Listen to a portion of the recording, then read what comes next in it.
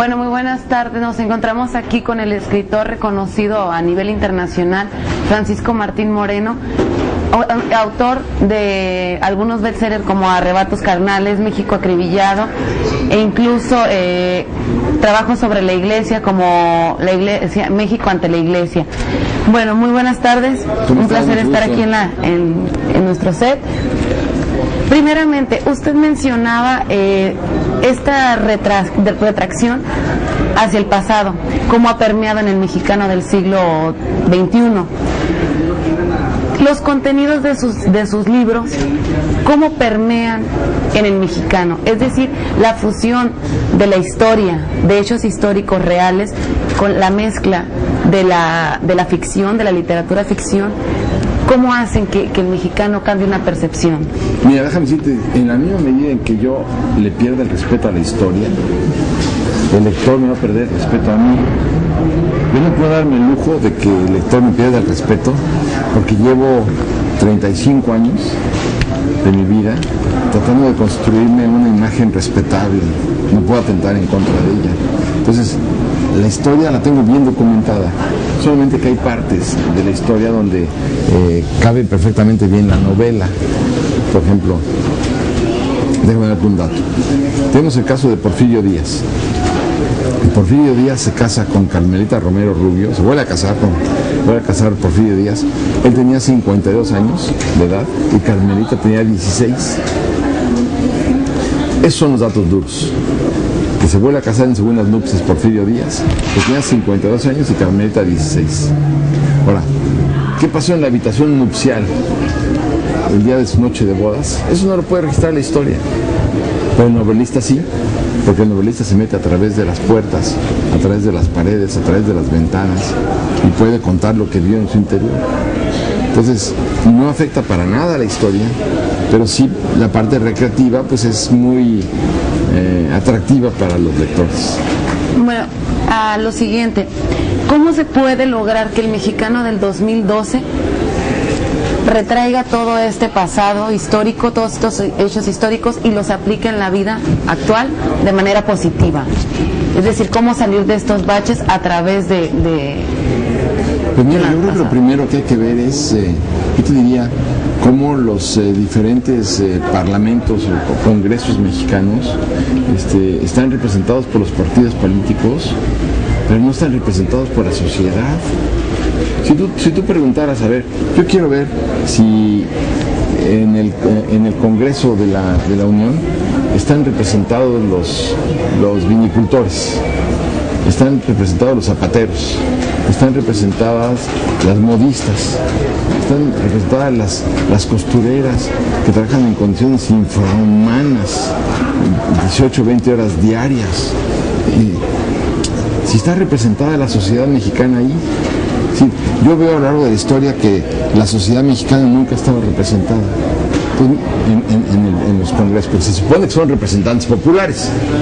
El punto es que estos representantes populares se representan a sí mismos y no representan al Congreso. Entonces, cuando tú ves que en el Congreso no hay una representación nacional, ¿sí? ¿Qué es lo que piensa este país? ¿Qué es lo que quiere este país? ¿Hacia dónde quiere este país? Según la propia nación, pues entonces van a tomar ellos decisiones constituyéndose como intérpretes de la voluntad popular. Y en esas interpretaciones se equivocan. Entonces en la historia encuentras muchos casos de estos, por eso es tan importante subrayar la validez de que en el Congreso de la Unión los mexicanos estemos representados. Claro. Bueno, históricamente México ha sido un país que se formó a través del derramamiento de sangre. En un contexto violento, con más de 60 millones de personas hasta el momento registradas oficialmente, que han muerto a causa de esta guerra contra el crimen organizado, con la llegada del PRI a Los Pinos de nuevo, ¿qué pasa con la historia? ¿Se está repitiendo? ¿Se está olvidando el mexicano de esa historia que mencionaba al inicio de su conferencia, que no debe de olvidarla para no repetirla? No se está repitiendo, yo te diría, porque el PRI nunca llegó al poder gracias al voto popular. El PRI por primera vez llega ahora al poder por el voto popular. Es decir, quien sostenga, por ejemplo, que Echeverría o ¿qué te voy a decir yo?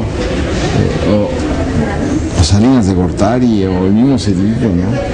Todos ellos, o Miguel Alemán, Ruiz Cortines, todos ellos fueron impuestos a través del fenómeno del tapado. Pero en realidad, pues tenemos los fraudes electorales de Obregón, el de Calles, el fraude electoral también del propio Ruiz Cortines, o del propio Alemán, o del propio Cárdenas. Entonces, yo creo que a Cárdenas lo impone Calles. ¿Cuál? ¿Dónde está la democracia en este país? No existe. Entonces, por eso yo creo que no se repite la historia porque al PRI lo votó. En este momento la sociedad mexicana dijo que vuelve el PRI. Ya está el PRI porque la sociedad sí lo resolvió, pero antes la sociedad nunca había resuelto ni dejado de resolver. Pues, si tú votabas porque sabías que ibas en un sentido y era muy claro que votaras lo que votaras, y votara lo que votara la sociedad, iba a salir de presidente el que el presidente saliente decidiera, que era el gran elector.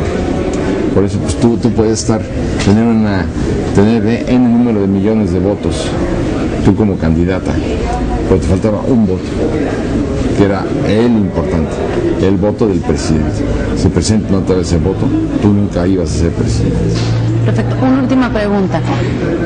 Hablaba de la estrategia o de la posibilidad de abrir el petróleo nacional a iniciativa privada.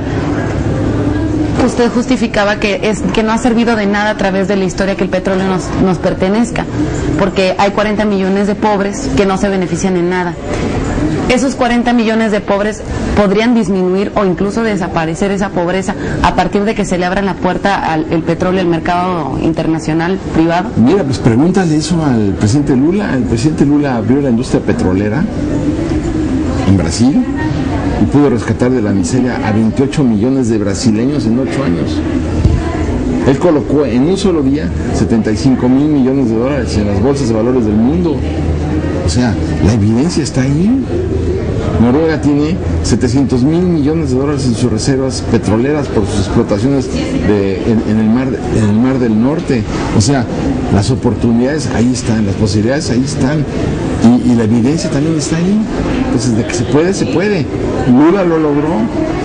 Y nosotros también podemos lograrlo si nos quitamos una gran cantidad de prejuicios, sobre todo los políticos, ¿no? Y sobre todo políticos atrasados, políticos que no han entendido la realidad de nuestro país, como el señor López Obrador, que vive completamente extraviado sin entender lo que es la modernidad, no solamente de México, sino del mundo. Entonces, necesitamos tener hombres y mujeres en el poder que entiendan la modernidad y que estén dispuestos a hacer los cambios en beneficio de la sociedad. Tú dime, ¿cómo puedes ayudar más a los pobres?